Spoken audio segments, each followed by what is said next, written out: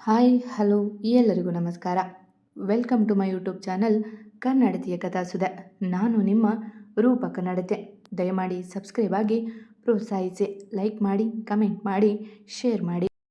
ಮಂಗಲಿನಿಂದ ನಂಟಾದರೂ ಭಾಗ 18. ಹೇ ಎಂದು ಅವಳು ಬಿಡಿಸಿಕೊಳ್ಳಲು ಪರದಾಡುವಾಗ ಗಾಯ್ಸ್ ಎಂದು ಅರಚಿದ. ತಕ್ಷಣ ಇನ್ನಿಬ್ಬರು ಬಂದು ಕುಳಿತರು ಅವಳ ಕಾರ್ ಒಳಗೆ. ಒಬ್ಬ ಅವಳನ್ನು ಎಳೆದುಕೊಂಡರೆ ಇನ್ನೊಬ್ಬ ಡ್ರೈವರ್ ಸೀಟ್ನಲ್ಲಿ ಕುಳಿತ. ಹೇ ಬಿಡೋ ಎಂದು ಇನ್ನೂ ಬಲ ಹಾಕಿ ಅವನ ಕೈ ಕಚ್ಚಿದ್ಲು. ಅವಳೇನೂ ಬಲಹೀನಳಲ್ಲ, ಆದರೆ ಅನಿರೀಕ್ಷಿತವಾಗಿ ಅಟ್ಯಾಕ್ ಮಾಡಿದ್ದಕ್ಕೆ ಭಯಗೊಂಡಿದ್ಲು. ಜೊತೆಗೆ ಕ್ಲೋರೋಫಾರ್ಮ್ ಚೂರೇ ಚೂರು ಅವಳ ಮೇಲೆ ಪ್ರಭಾವ ಬೀರುತ್ತಿತ್ತು.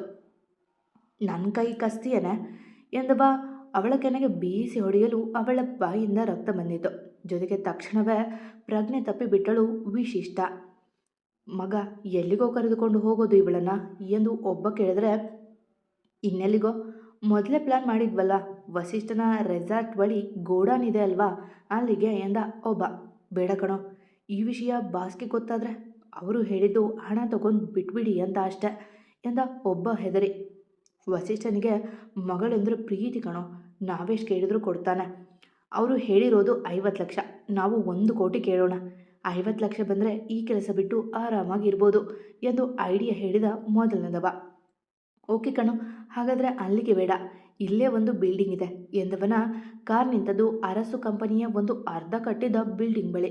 ಏಯ್ ಎತ್ಕೊಳ್ರಿ ಇವಳನ್ನ, ನಾನು ಯಾರಾದರೂ ಕಾಣ್ತಾರಾ ಅಂತ ನೋಡ್ತೀನಿ ಎಂದು ಒಬ್ಬ ಕೆಳಗಿಳಿದು ನೋಡುತ್ತಿರಲು ಇನ್ನೊಬ್ಬ ಮೆಲ್ಲಗೆ ಡೋರ್ ತೆಗೆದ. ಮಗದೊಬ್ಬ ಅವಳನ್ನು ಎತ್ತಿಕೊಂಡು ಒಳ ನಡೆದ. ಮಗ, ಈಗೇನು ವಸಿಷ್ಠನಿಗೆ ಕಾಲ್ ಮಾಡೋದಾ ಎಂದ ಒಬ್ಬ ಫೋನ್ ತೆಗೆದು. ನಾನು ಬಂದಿದ್ದೀನಿ ಓಕೆ ಅಲ್ವಾ ಎಂದ ಧ್ವನಿಗೆ ನೋಡಲು ಕೋಪದಿ ಬುಸುಗುಡುತ್ತಿದ್ದ ಋಷಭ್. ನೀನು ಯಾರೋ, ಮರ್ಯಾದೆಯಿಂದ ಹೋದರೆ ಸರಿ, ನಮಗೆ ಬೇಕಾಗಿರೋದು ವಸಿಷ್ಠ ಎಂದ ಒಬ್ಬ ಧೈರ್ಯ ತಂದುಕೊಂಡು ಮುಂದೆ ಬಂದು. ನಾನು ಯಾರಾದರೆ ಏನು, ಅವಳನ್ನು ಮುಟ್ಟೋ ಧೈರ್ಯ ಮಾಡಿದೆಯಲ್ವಾ, ನಿನ್ಗತಿ ಏನಾಗುತ್ತೆ ಅಂತ ಗೊತ್ತಾ ಎಂದ ಹಲ್ ಕಚ್ಚಿ ನುಡಿದ ಋಷಭ್. ಅದಾಗಲೇ ವಿಶಿಷ್ಟಳನ್ನು ಪ್ರಜ್ಞಾಹೀನ ಸ್ಥಿತಿಯಲ್ಲಿ ನೋಡಿ ಅವನ ರೋಷ ಕುದಿಯುತ್ತಿತ್ತು. ಹೇ, ನಾವು ಅವಳನ್ನು ಕಿಡ್ನ್ಯಾಪ್ ಮಾಡಿದ್ದೆ ಅವಳ ಅಪ್ಪ ಬರಲಿ ಅಂತ.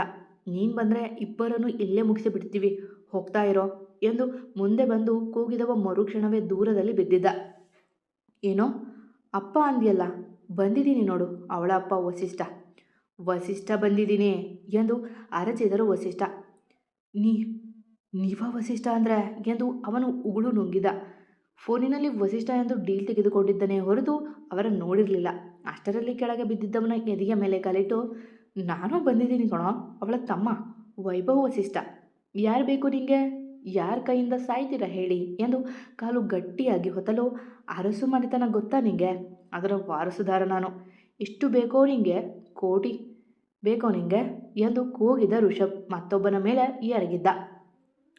ವಸಿಷ್ಠ ಅವರು ಒಬ್ಬರ ಮೇಲಿದ್ರೆ ಋಷಭ್ ವೈಭವ್ ಒಬ್ಬೊಬ್ಬರ ಮೇಲೆ. ಅಲ್ಲಿಗೆ ಆ ಮೂವರ ಸ್ಥಿತಿ ಲಾರಿಯ ಕೆಳಗೆ ಸಿಕ್ಕ ನಿಂಬೆ ಹಣ್ಣಿನಂತಾಗಿತ್ತು. ನನ್ನ ಮಗಳನ್ನೇ ಮುಡ್ತೀಯನು ನೀನು, ನನ್ಗೆ ಯಾರು ಅಂತ ಗೊತ್ತಿದ್ದು ನನ್ನ ಮಗಳ ಮುಟ್ಟೋ ಧೈರ್ಯ ನಿಂಗೆ ಎಂದು ವಸಿಷ್ಠ ಅವರಿಗೆ ತನ್ನ ಮಗಳನ್ನ ಈ ಸ್ಥಿತಿಯಲ್ಲಿ ನೋಡಿ ಅವರನ್ನು ಕೊಂದು ಹಾಕುವಷ್ಟು ಕೋಪ ಬಂದಿತ್ತು. ಸರ್ ಬಿಟ್ಬಿಡಿ ಸರ್, ನೀವೇ ವಸಿಷ್ಠ ಅಂತ ಗೊತ್ತಿರಲಿಲ್ಲ, ನಾವು ಮಿಸ್ಟೇಕ್ ಮಾಡಿಕೊಂಡು ನಿಮ್ಮ ಮಗಳನ್ನ ಕಿಡ್ನ್ಯಾಪ್ ಮಾಡಿದ್ದೀವಿ ಎಂದ ಒಬ್ಬ ತಲೆ ಉಪಯೋಗಿಸಿ.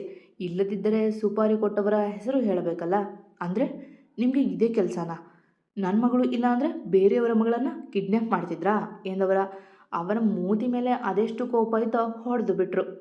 ನನ್ನ ಇಷ್ಟಾನೇ ಮುಟ್ಟುವಷ್ಟು ಧೈರ್ಯವಂತ ನಿಮಗೆ ಎಂದು ಋಷಭ್ ಹೊಡೆದ 4 ಏಟಿಗೆ ಪ್ರಜ್ಞೆ ತಪ್ಪಿಬಿಟ್ಟಿದ್ದ ಅವನು. ತಕ್ಷಣ ಪ್ರಜ್ಞೆಯಿಲ್ಲದೆ ಮಲಗಿದ್ದ ವಿಶಿಷ್ಟಳ ಕಡೆಗೆ ಓಡಿದ್ದ ಅಲ್ಲಿ ನಿಲ್ಲದೆ. ಹೇ ಇಷ್ಟ ಹೇಳು ಮೇಲೆ ನೋಡಿಲಿ ಎಂದು ಅವಳ ಕೆನ್ನೆ ತಟ್ಟಿದ್ರ. ಆದರೆ ಅವಳು ಬಿಡಿಸಿಕೊಳ್ಳಲು ನೋಡುವಾಗ ತುಸು ಹೆಚ್ಚೇ ಕ್ಲೋರೋಫಾರ್ಮ್ ಹಾಕಿದ್ರಿಂದ ಎಚ್ಚರ ಆಗಲಿಲ್ಲ ಅವಳಿಗೆ. ಏನು ಮಾಡಿದ್ರೆ ಅವಳಿಗೆ ಎಂದು ಮತ್ತೆ ವೈಭವ್ ಜೊತೆ ಒಡೆದಾಡುತ್ತಿದ್ದವನ ಬಳಿ ಬಂದ ಋಷಭ್. ವೈಭವ್ ಸಹ ತನ್ನ ಕನ ಸ್ಥಿತಿ ನೋಡಿ ಅದಾಗಲೇ ಅರೆಜೀವ ಮಾಡಿದ ತನ್ನ ಕೈಯಲ್ಲಿ ಸಿಕ್ಕಿದ್ದವನ. ಏನು ಮಾಡಿಲ್ಲ ಸರ್, ಕ್ಲೋರೋಫಾರ್ಮ್ ಹಾಕಿದ್ದೀವಿ ಅಷ್ಟೇ ಎಂದನವ ಭಯ ಪಡುತ್ತಲೇ.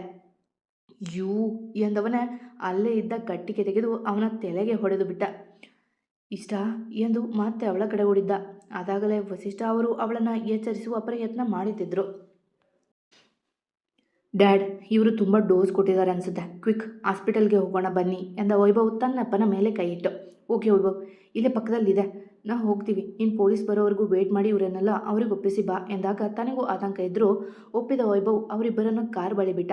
ಅವರತ್ತ ಹೋಗುತ್ತಿದ್ದಂತೆ ಪೊಲೀಸ್ ಜೀಪಲ್ಲಿ ನಿಲ್ಲಲು, ಸರ್, ಮೂವರು ಒಳಗೆ ಇದ್ದಾರೆ, ಪ್ಲೀಸ್ ಟೇಕ್ ಸೀರಿಯಸ್ ಆ್ಯಕ್ಷನ್, ನಾನು ಆಮೇಲೆ ಬಂದು ಕಂಪ್ಲೇಂಟ್ ಮಾಡ್ತೀನಿ ಎಂದವ ಮತ್ತಲ್ಲಿ ನಿಲ್ಲದೆ ತನ್ನ ಬೈಕ್ ತೆಗೆದುಕೊಂಡು ಅವನನ್ನು ಫಾಲೋ ಮಾಡಿದ್ದ. ವೈಭವ್ ಹಾಸ್ಪಿಟಲ್ ತಲುಪುವ ವೇಳೆಗೆ ವಿಸಿಸಾಳಿಗೆ ಟ್ರೀಟ್ಮೆಂಟ್ ನಡೆಯುತ್ತಿತ್ತು. ಗಾಬರಿಯಿಂದ ಓಡಿ ಬಂದವನೇ ಹೊರಗೆ ಕುಳಿತಿದ್ದ ಅಪ್ಪನ ನೋಡಿದ್ದೆ ಓಡಿ ಹೋಗಿದ್ದ. ಡ್ಯಾಡ್, ಹೇಗಿದ್ದಾಳೆ ಅವಳು ಎಂದ ಗಾಬರಿಯಿಂದ. ಡಾಕ್ಟರ್ ಟ್ರೀಟ್ ಮಾಡ್ತಿದ್ದಾರೆ ವೈಭವ್ ಎಂದವರ ಕಂಗಳು ಹನಿಗೂಡಿದ್ವು. ಡ್ಯಾಡ್, ಕಾಮ್ ಡೌನ್, ಏನಾಗಲ್ಲ, ನಾವು ಬೇಗ ರೀಚ್ ಆದ್ವಿ ಅಲ್ವಾ ಎಂದ ಅಪ್ಪನನ್ನು ಸಮಾಧಾನ ಮಾಡುತ್ತಾ. ಆದರೆ ಅವನಿಗೂ ಭಯ ಇದ್ದೇ ಇತ್ತು. ಹೌದು ವೈಭವ್, ನನಗೂ ಅದೇ ಸಮಾಧಾನ, ಆದರೂ ನೀನವಳ ಹೇಗೆ ನೋಡಿದೆ ಎಂದರು ಅವನ ಜೊತೆ ಕುಳಿತು. ಅದು ನನಗೆ ಕಾಲೇಜಿಂದ ಫೋನ್ ಮಾಡಿದ್ರು ಫ್ರೆಂಡ್ಸ್, ನಮ್ಮ ರೆಸಾರ್ಟ್ ನೋಡೋಣ ಅಂತ. ನಾನು ಒಪ್ಪಿ ಬರ್ತಾ ಇದ್ದೆ. ಆಗ ಟ್ರಾಫಿಕಲ್ಲಿ ಇಷ್ಟನ ನೋಡಿದಾಗಾಯಿತು. ಆದರೂ ಅವಳಲ್ಲ ಅಂತ ಸುಮ್ಮನೆ ಆದೆ. ಆದರೆ ನನ್ನ ಬೈಕ್ ಇವರ ಕಾರ್ ಪಕ್ಕ ನಿಂತಿದ್ದೆ. ವಸಿಷ್ಠ, ಕೋಟಿ ಅಂತ ಮಾತಾಡೋದು ಕೇಳಿಸ್ತು. ಅಲ್ಲದೆ ಅದರ ನಂಬರ್ ನೋಡಿದಾಗ ಆ ಕಾರ್ ನಮ್ಮದೇ ಅಂತ ಕನ್ಫರ್ಮ್ ಆಯಿತು. ಇನ್ನೇನು ನಾನು ಅವರನ್ನು ಹಿಡಿಬೇಕು, ತಪ್ಪಿಸ್ಕೊಂಡ್ರು. ಅದಕ್ಕೆ ಇವಳಿಗೆ ಫೋನ್ ಮಾಡಿದೆ, ಪಿಕ್ ಮಾಡಲಿಲ್ಲ. ನಾನು ನಿಮಗೆ ಫೋನ್ ಮಾಡಿದೆ, ಆಮೇಲೆ ಪೊಲೀಸ್ಗೆ ಮಾಡಿದೆ. ನಾನು ಅಲ್ಲಿಗೆ ಬರೋ ಸಮಯ ಸರಿ ಹೋಯಿತು ಎಂದು ಘಟನೆ ತಿಳಿಸುತ್ತಾ. ಆದರೆ ತಾನು ಕೆಲಸಕ್ಕೆ ಹೋಗಿದ್ದು ನಿಧಿಯ ಮೇಲಿನ ಕೋಪಕ್ಕೆ ಕೆಲಸ ಅರ್ಧದಲ್ಲೇ ಬಿಟ್ಟು ರೆಸಾರ್ಟ್ ಕಡೆಗೆ ಹೋಗಿದ್ದು ಮುಚ್ಚಿಟ್ಟನವ. ನಿನ್ನಿಂದ ನನ್ನ ಮಗಳು ಉಳಿದು ಕಣೋ ಎಂದು ಭಾವುಕರಾಗಿ ಅವನ ಅಪ್ಪಿದ್ರು. ನೋ ಡ್ಯಾಡ್, ಅವಳು ನನಗೆ ಅಕ್ಕ, ಅದು ನನ್ನ ಕರ್ತವ್ಯ. ಆದರೆ ನಾನು ಥ್ಯಾಂಕ್ಸ್ ಹೇಳಬೇಕಾಗಿರೋದು ಋಷಭ್ ಅವರಿಗೆ ಎಂದು ಅಲ್ಲೇ ಆತಂಕದಿ ಮುಖ ಮುಚ್ಚಿ ಕುಳಿತಿದ್ದ ಋಷಭ್ ಕಡೆಗೆ ನೋಡಿ, ಹೌದು, ನನ್ನ ಮಗಳನ್ನ ಕಾಪಾಡಿಬಿಟ್ರಿ ನೀವು ಎಂದು ಕೈ ಮುಗಿದ್ರು Vasishtha. No uncle, it's my pleasure ಎಂದವನಿಗೆ ಒಳಗೆ ಅವಳು ಹೇಗಿದ್ದಾಳೋ ಎಂಬ ಚಿಂತೆ. ಇಲ್ಲಪ್ಪ, ನೀನು ಕಾಪಾಡಿದ್ದು ನನ್ನ ಮಗಳನ್ನು ಮಾತ್ರ ಅಲ್ಲ, ನಮ್ಮ ಜೀವನ ಎಂದರು ಅವನ ತಬ್ಬಿ. ನೋ ಅಂಕಲ್, ಅವರ ಟಾರ್ಗೆಟ್ ನಿಮ್ಮ ಬಳಿ ಹಣ ಕೀಳೋದಷ್ಟೇ ಅನಿಸುತ್ತೆ, ಇಲ್ಲ ಅಂದಿದ್ರೆ ಎಂದು ಮಾತು ನಿಲ್ಲಿಸಿದ. ಅವನು ಹೆದರಿದ್ದಾನೆ ಪಾಪ. ತನ್ನವಳ ನೋಡಲೆಂದು ಅವಳ ಆಫೀಸ್ ಕಡೆಗೆ ಹೋದವನಿಗೆ ಅವಳು ಟೆಂಪಲ್ಗೆ ಹೋಗಿದ್ದು ತಿಳಿದಿದ್ದ ಆತ ಬಂದಿದ್ದ. ಆದರೆ ಅವಳನ್ನು ಯಾರೋ ಎಳೆದುಕೊಂಡು ಹೋಗೋದು ನೋಡಿ ಹಿಂಬಾಲಿಸಿದ್ದ. ಸರ್, ಪೇಷಂಟ್ಗೆ ಪ್ರಜ್ಞೆ ಬಂದಿದೆ ಎಂದು ಡಾಕ್ಟರ್ ಹೇಳಿದ್ದೆ. ವಸಿಷ್ಠ, ಋಷಭ್ ಇಬ್ಬರು ಓಡಿದ್ರು ಅಲ್ಲಿಗೆ. ಋಷಭ್ ತನ್ನ ಕಡೆಗೆ ತೋರುವ ಪ್ರೀತಿಯ ನೋಡಿದ ವೈಭವ್ಗೆ ಮನದ ಮೂಲೆಯಲ್ಲಿ ಅನುಮಾನ ಬಲವಾಗಿತ್ತು. ಜೊತೆಗೆ ತನ್ನ ಟ್ರ್ಯಾಕ್ ಸುಲಭವಾಯಿತು, ಖುಷಿಯೂ ಇತ್ತು. ನರ್ಸ್ ಬಂದು ಎಚ್ಚರ ಆಗಿದ್ದ ತಕ್ಷಣ ಮೂವರು ಒಳಗೆ ಓಡಿದ್ರು. ಪರಿ ಎಂದು ಪ್ರೀತಿಯಿಂದ ಕರೆದು ಅವಳ ಬಳಿ ಓಡಿದ್ರು ವಸಿಷ್ಠ. ಮಗಳೆಂದರೆ ಅಷ್ಟು ಪ್ರಾಣ ಅವರಿಗೆ. ಅಂದಿಗೂ ಇಂದಿಗೂ ಅವಳೆಂದರೆ ಅದೇನೋ ಮಮತೆ ಅವರಿಗೆ. ಅಮ್ಮನ ಪ್ರತಿರೂಪವಲ್ಲವೇ. ಅಪ್ಪ ಎಂದು ಎದ್ದು ಕುಳಿತವಳು ನೋಡುವುದವಳ ನೋಡಿ ಅವಳ ಹೆಗಲು ಬಳಸಿ ಕೂರಿಸಿದರು. ಪರಿ, ನೀನು ಹುಷಾರಾಗಿದೆಯಾ? ನೋವೇನಾದರೂ ಇದೆಯಾ ಎಂದರು ಅವಳಿಗೆ ನೀರು ಕುಡಿಸುತ್ತಾ. ಇಲ್ಲ ಡ್ಯಾಡ್, ಅವರೇನೂ ಮಾಡಿಲ್ಲ. ಅನ್ಎಕ್ಸ್ಪೆಕ್ಟೆಡ್ ಆಗಿ ಅಟ್ಯಾಕ್ ಮಾಡಿದ್ರಲ್ಲ, ನನಗೆ ಸಡನ್ ರಿಯಾಕ್ಟ್ ಮಾಡೋಕ್ಕೆ ಆಗಲಿಲ್ಲ. ನೆಕ್ಸ್ಟ್ ಹೊಡೆಯೋಕ್ಕೆ ಹೋಗೋಷ್ಟರಲ್ಲಿ ಕ್ಲೋರೋಫಾರ್ಮ್ ಹಾಕಿಬಿಟ್ರು ಎಂದಳು ಅವರನ್ನೇ ನೋಡಿ. ಇನ್ನೂ ತನ್ನನ್ನು ಕಾಪಾಡಲು ತನ್ನವನೂ ಬಂದಿದ್ದ ಎಂದು ಆಕೆಗೆ ಅರಿವಿಲ್ಲ. ಏನೂ ತೊಂದರೆ ಇಲ್ಲ ಅಂತ ಡಾಕ್ಟರ್ ಹೇಳಿದ್ದಾರೆ ಎಂದ ವಸಿಷ್ಠ ಅವರು. ವೈಭವ್, ತಿನ್ನೋಕೆ ಅವಳಿಗೆ ಏನಾದರೂ ತಗೊಂಡು ಬಾ ಎಂದಾಗ ತಲೆ ಆಡಿಸಿದ. ಆಗಲೇ ಗಮನಿಸಿದ್ದು ಅವಳು ಹಿಂದೆ ನಿಂತು ತನ್ನನ್ನೇ ದಿಟ್ಟಿಸುತ್ತಿದ್ದ ಋಷಭ್ನನ್ನ. ಅಪ್ಪ, ಇವರಿಗೆಲ್ಲ ಯಾಕೆ ಹೇಳಿದ್ರಿ? ಸುಮ್ಮನೆ ಅವರಿಗೆ ತೊಂದರೆ ಎಂದಳು ಅವನ ನೋಡಿ. ತನ್ನಪ್ಪ ಅವನಿಗೆ ಹೇಗೆ ವಿಷಯ ತಿಳಿಸಿದ್ರು ಎಂಬ ಯೋಚನೆ ಅವಳಿಗೆ. ಇಲ್ಲ ಪರಿ, ನಿನ್ನ ಕಾಪಾಡೋಕೆ ಮೊದಲು ಹೆಜ್ಜೆ ಇಟ್ಟಿದ್ದ ಋಷಭ್. ಅವನೇ ನಿನ್ನ ಮೊದಲು ನೋಡಿದ್ದು, ಆಮೇಲೆ ವೈಭವ್. ಅವನು ನನಗೆ ಫೋನ್ ಮಾಡಿದ್ದಕ್ಕೆ ನಾನು ಬಂದಿದ್ದು, ಇಲ್ಲ ಅಂದಿದ್ದೆ ಕಷ್ಟ ಆಗಿರೋದು ಎಂದರು ಭಾವುಕರಾಗಿ. ಹೌದಾ ಡ್ಯಾಡ್ ಎನ್ನುತ್ತಾ ತನ್ನಪ್ಪನಿಗೆ ಹೇಳಿದರೂ ಅವಳ ಕೃತಜ್ಞ ನೋಟ ಇದ್ದದ್ದು ಋಷಭ್ ಮೇಲೆಯೇ. ಅಯ್ಯೋ ಇರು ಪರಿ, ನಾನು ಡಾಕ್ಟರ್ ಕರೆಯೋದು ಮರೆತೆ ಎಂದು ವಸಿಷ್ಠ ಅವರು ಗಾಬರಿ ತೋರಲು. ನೋ ವರಿ ವಸಿಷ್ಠ, ನಿಮ್ಮಗ ನನಗೆ ಹೇಳಿ ಹೋದ್ರು ಎಂದು ಒಳ ಬಂದ ಡಾಕ್ಟರ್ ಅವಳ ಬಳಿ ಬಂದರು. ಹೌ ಆರ್ ಯು ಫೀಲಿಂಗ್ ನಾವ್ ಎಂದು ಅವಳ ಪರೀಕ್ಷೆಯನ್ನು ಮಾಡಿದರು. ಪರವಾಗಿಲ್ಲ ಡಾಕ್ಟರ್, ನನಗೇನೂ ಆಗಿಲ್ಲ ಎಂದಳು ನಗುತ್ತಲೇ ಅವರ ನೋಡಿ. ಯಾ ಐ ನೋ, ಬಟ್ ನಿಮಗೆ ಸ್ವಲ್ಪ ಸುಸ್ತಾಗುತ್ತೆ. ಇನ್ನೊಂದು ದಿನ, ಬಟ್ ಆಲ್ಮೋಸ್ಟ್ ಆ್ಯಕ್ಟಿವ್ ಆಗಿರೋಕ್ಕೆ ಟ್ರೈ ಮಾಡಿ ಎಂದವರೇ.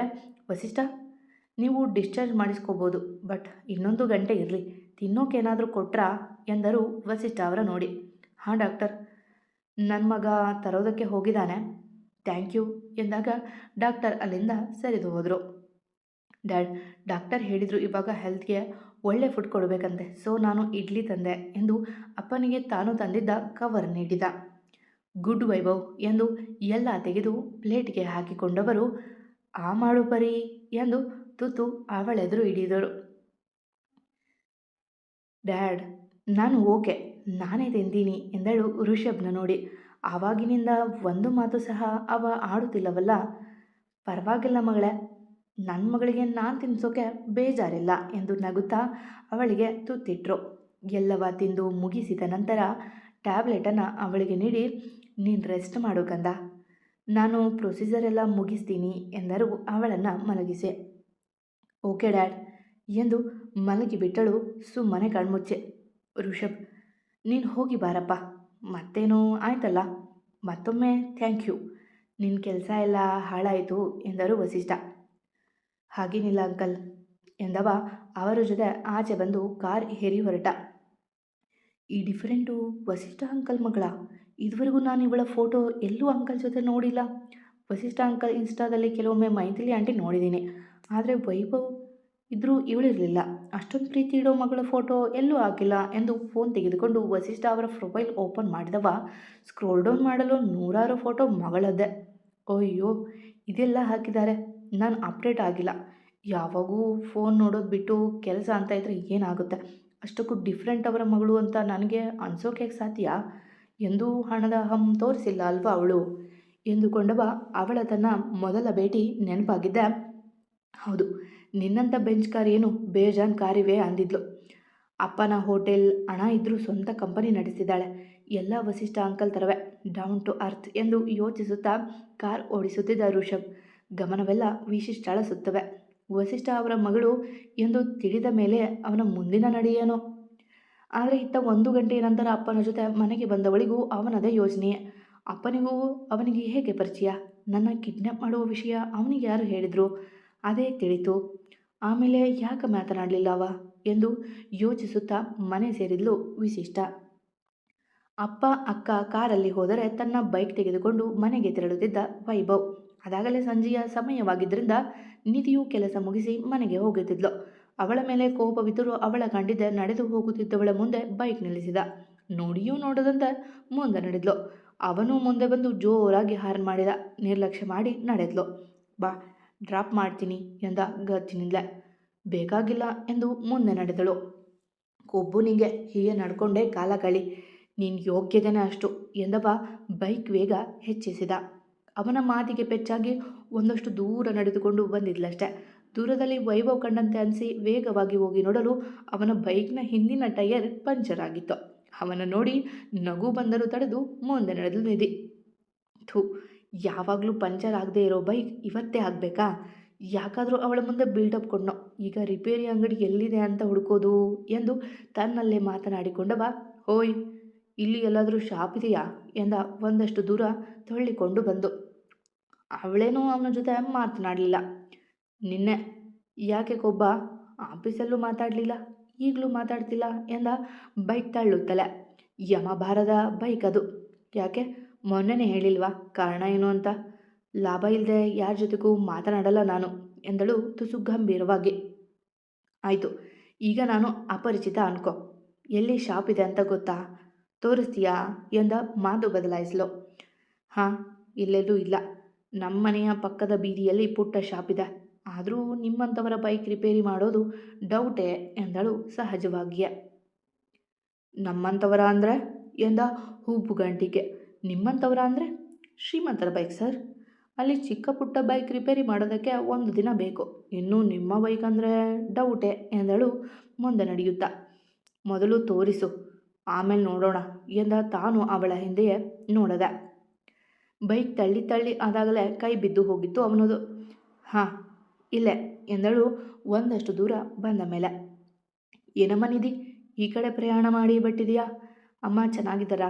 ಯಾರಿ ಹುಡುಗ ಎಂದು ಒಂದೇ ಸಮನೆ ಪ್ರಶ್ನೆ ಕೇಳಿದರೂ ಅಲ್ಲಿದ್ದ ಹಿರಿಯರು ಇವಳ ನೋಡಿದ್ದೆ.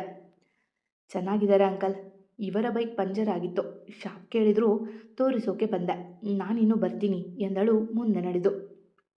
ಸರಿ, ಹೋಗಿ ಬಾ, ಬಿಸಿಲು ಜಾಸ್ತಿ ಇದೆ ಎಂದು ಹೇಳಿ, ಇಷ್ಟು ದೊಡ್ಡ ಬೈಕ್ ಅಂದರೆ 1 ಗಂಟೆ ಬೇಕು ಕಣಪ್ಪ, ನನ್ನ ಕೈಲಾಗಲ್ಲ, ನನ್ನ ಮಗ ಇಲ್ಲೇ ಹೋಗಿದ್ದಾನೆ, ಬರ್ತಾನೆ ಎಂದರು ಅವನ ನೋಡಿ.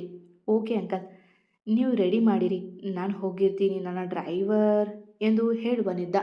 ಆದರೆ ತಕ್ಷಣ, ಅಷ್ಟೊತ್ತು ನಾನೆಲ್ಲಿ ಇರಲಿ ಅಂಕಲ್ ಎಂದು ಬಿಸಿಲಿಗೆ ಕೈ ಅಡ್ಡ ಇಟ್ಟು, ಇನ್ನಾದರೂ ನಿಧಿ ಮನೆಗೆ ಕರೆಯುತ್ತಾಳೋ ಎಂದು. ನಮ್ಮನೆ ಇರೋದು ದೂರ ಕಣಪ್ಪ, ಇಲ್ಲ ಅಂದಿದ್ರೆ ಒಳಗೆ ಕೂರಿಸ್ತಿದ್ದ. ಚಿಕ್ಕ ಗ್ಯಾರೇಜ್, ಗಾಡಿಗಳ ನಿಲ್ಲಿಸೋಕೆ ಜಾಗ ಇಲ್ಲ ಎಂದರು ಅವರು. ಅವನಿಗೂ ಅದೇ ಬೇಕಿತ್ತಲ್ಲ. ಇರಲಿ ಬಿಡಿ ಅಂಕಲ್, ನಾನಿಲ್ಲೇ ಕೂತಿರ್ತೀನಿ. ಒಂಚೂರು ಬೇಗ ಮಾಡಿ, ಹೊಟ್ಟೆ ಹಸಿತಿದೆ. ಇಲ್ಲೆಲ್ಲಾದರೂ ತಿನ್ನೋಣ ಅಂತ ನೋಡಿದ್ರೆ ಹೋಟೆಲ್ ಕಾಣಲಿಲ್ಲ ಎಂದ ನಿಧಿಯ ವಾರೆಗಣ್ಣಿನಿಂದ ನೋಡುತ್ತಾ. ಇಲ್ಲಿ ಹೋಟೆಲ್ಗೆ ಹಣ ಕೊಟ್ಟು ತಿನ್ನೋರು ಇಲ್ಲಪ್ಪ, ನಾನು ಬೇಗ ಮಾಡೋದಕ್ಕೆ ಪ್ರಯತ್ನ ಮಾಡ್ತೀನಿ ಎಂದವರ ತಮ್ಮ ಕೆಲಸದಲ್ಲಿ ತೊಡಗಿದ್ರೆ ಅವನು ಬೇಕೆಂದೇ ತುಸು ದೂರ ಬಿಸಿಲಿನಲ್ಲಿ ನಿಂತ. ನಿಜಕ್ಕೂ ಹಸಿವಾಗಿತ್ತು ಅವನಿಗೆ.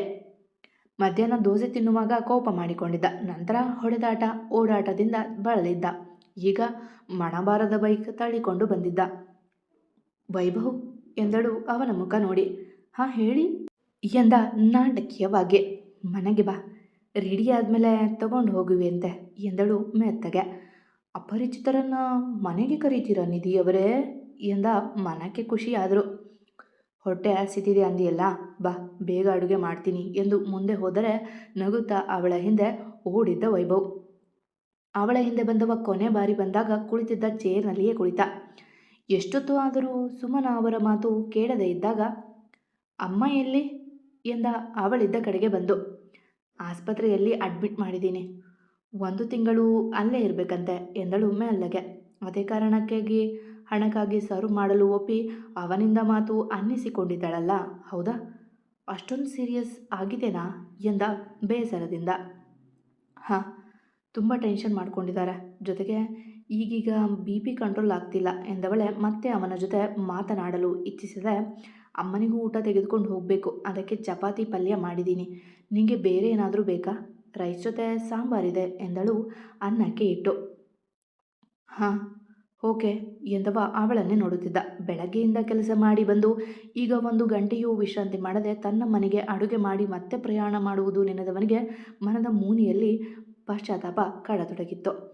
ಮತ್ತೆ ಸಿಗುವ. ಕತೆ ಇಷ್ಟ ಆದರೆ ಕಮೆಂಟ್ ಹಾಕಿ, ಜಾಸ್ತಿ ಇಷ್ಟ ಆದರೆ ಸಬ್ಸ್ಕ್ರೈಬ್ ಆಗಿ. ಎಂದಿನಂತೆ ನಿಮ್ಮ ಪ್ರೀತಿ, ಕಮೆಂಟ್, ಪ್ರೋತ್ಸಾಹದ ನಿರೀಕ್ಷೆಯಲ್ಲಿ ನಾನು ನಿಮ್ಮ ರೂಪಕ ನಡತೆ.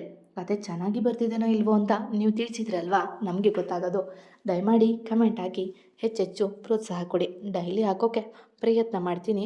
ಧನ್ಯವಾದಗಳು. ನಿಮ್ಮ ಅಭಿಪ್ರಾಯದ ನಿರೀಕ್ಷೆಯಲ್ಲಿ ನಾನು ನಿಮ್ಮ ರೂಪಕ ನಡತೆ.